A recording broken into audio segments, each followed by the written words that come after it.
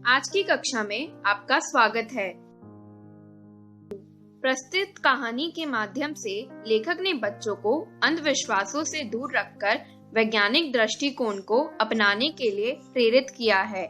भूत प्रेत सब माया है, अंधविश्वास है। तो आइए देखते हैं आर्यन की कहानी।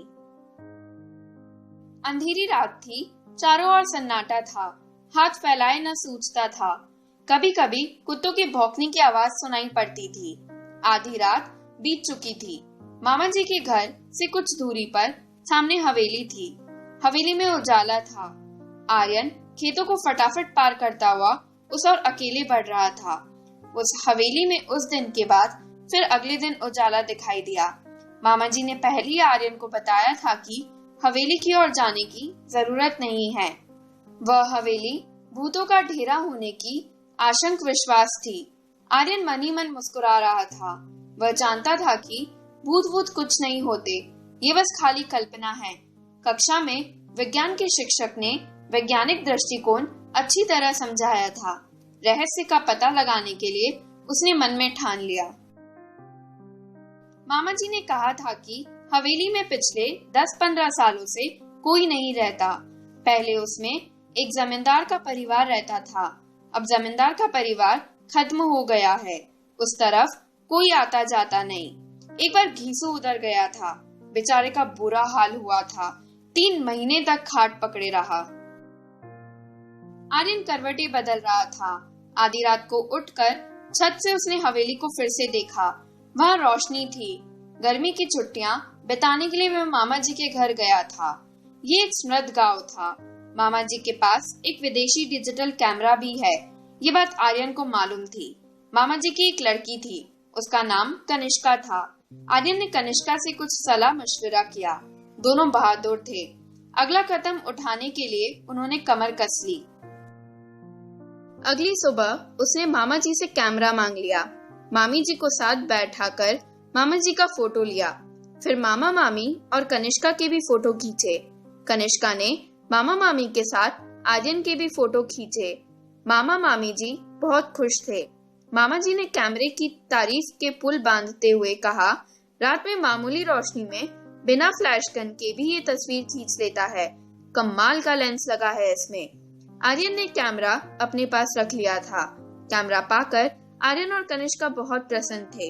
वे दोनों रात होने का इंतजार करने लगे। रहस्य का पता लगाने का ये अच्छा अवसर था। अंधेरा होते ही दोनों घर से निकल पड़े। हवेली सामने थी। अंदर से हंसी और कह की आवाजें सुनाई पड़ रही थी। आर्यन और कनिष्का ने पहले चारों ओर ध्यान से देखा। कहीं कोई खतरा नहीं था। वे दबे पांव हवेली में चले गए। बीचों बीच एक बड़ा कमरा था। उसका दरवाजा अंदर से बंद था। खिड़कियां नीचे से बंद थी, लेकिन ऊपर से खुली थी। बड़ी सावधानी से आर्यन ने अंदर झांककर देखा। हट्टे कट्टे, मोटे तगड़े, बड़ी बड़ी मूंछों वाले कई लोग पगड़ी बांधे बैठे थे। उनके साथ कमीज और पैंट पहने हुए भी कुछ लोग थे। उनकी आंखों से आग बरस रही थी। आंखें लाल लाल थी। सबके चेहरे डरावने थे। उस समय वे खाने में मस्त थे। कोई हड्डी चबा रहा था तो कोई रोटियां तोड़ तोड़ कर मुंह में डाल रहा था। आर्यन ने उन्हें ध्यान से देखा। उनके गले में कारतूसों की पेटें लटक रही थी। बंदूकें और तलवारें भी रखी थी। कुछ लोग लुढ़के हुए पड़े थे। आर्यन ने इशारा किया। कनिष्का ने बड़ी सावधानी से कैमरा निकाला। गैस बत्तियों की रोशनी इतनी तेज थी कि बड़ी आसानी से फोटो लिया जा सकता था। बस उसने फटाफट कई फोटो खींचे और वे घर की ओर चल पड़े। अगले दिन सवेरे सवेरे आर्यन ने साइकिल उठाई और नारायणपुर की ओर चल पड़ा। वहाँ फोटोग्राफर की एक दुकान थी। सभी फोटो तैयार कराकर शाम तक वह लौट आया। कनिष्का ने अपने पिताजी से कहा कि उनका कहना था भूतों के पैर उल्टे होते हैं, उनकी छाया नहीं होती, उनके फोटो नहीं ले सकते। लेकिन पिछली रात वे भूतों के डेरे पर गए थे। वहाँ कुछ फोटो लिए। उन्होंने फोटो पिताजी को दे दिए। वे परेशान हो उठे। उन्हें ऐसा खतरनाक काम पसंद न था। फोटो देखकर उनकी आंखें खुली की खुली रही। पूछे कि क्या भूत इंसानों जैसे होते हैं? आर्यन ने कहा कि इंसानों जैसा नहीं, इंसान ही भूत है, क्योंकि उनके पैर सीधे थे, उनकी छाया भी थी और उनका फोटो भी आ गया। असल में भूत वूत ये अफवाह है, कोई हवेली की तरफ ना जाए, उनका रहस्य ना खुले, इसलिए उन्होंने भूत होने की अफवाह फैलाई है। यदि लोगों का आना जाना रहता तो ये लोग वहाँ अपना क्रियाकलाप नहीं चला पाते। फिर कुछ रुक कर उसने मामी जी को थाना चलने के लिए पूछा, क्योंकि उसे मामले में गड़बड़ी नजर आ रही थी। थानेदार ने फोटो देखते ही कहा, उन डाकुओं के गिरोह ने कई वर्षों से बहुत ही उत्पात मचा रखा था। डकैती राहजनी उनका पेशा था। कई वर्षों से उनकी तलाश की जा रही थी। उनको पकड़ने के लिए पुलिस ने अपना खून पसीना एक कर दिया था। इतनी बहादुरी का काम करने के लिए उन दोनों को सराहा। फिर उनका पता पूछा तो आर्यन ने उन्हें तैयारी करने को कहा। उस रात भूतों के डेरे पर पुलिस ने छापा मारा। दोनों ओर से गोलियां चली। सवेरे होते होते डाकुओं ने हथियार डाल दिए। उनके कुछ साथी मारे गए और कुछ पकड़े गए।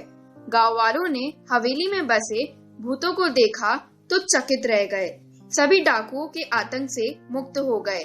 जिला कलेक्टर ने आर्यन और कनिष्का की बहादुरी के कारण उनके नाम राष्ट्रपति कार्यालय को भिजवा दिए। आने वाले गणतंत्र दिवस पर महामहिम राष्ट्रपति के हाथों वीरता पुरस्कार से सम्मानित किया जाने वाला था। अब बारी है कठिन शब्दों की।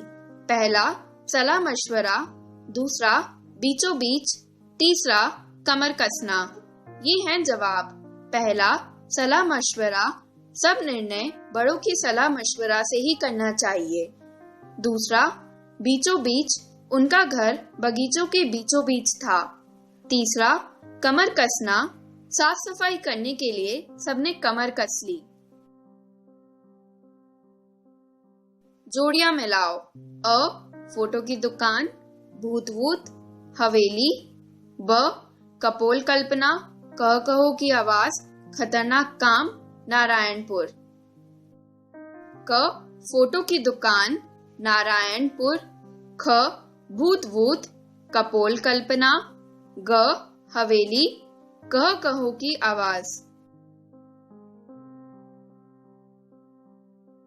चित्र के आधार पर सभी कारकों का प्रयोग करके वाक्य लिखो। पहला, मछुआरे ने जाल फेंका। दूसरा, एक आदमी पेड़ पर चढ़ रहा था। तीसरा, एक लड़की मछलियों को खाना दे रही है। चौथा, एक औरत नारियल इकट्ठा कर रही है। तो बच्चों, आज के लिए इतना काफी है। आशा है आपको पसंद आया। धन्यवाद।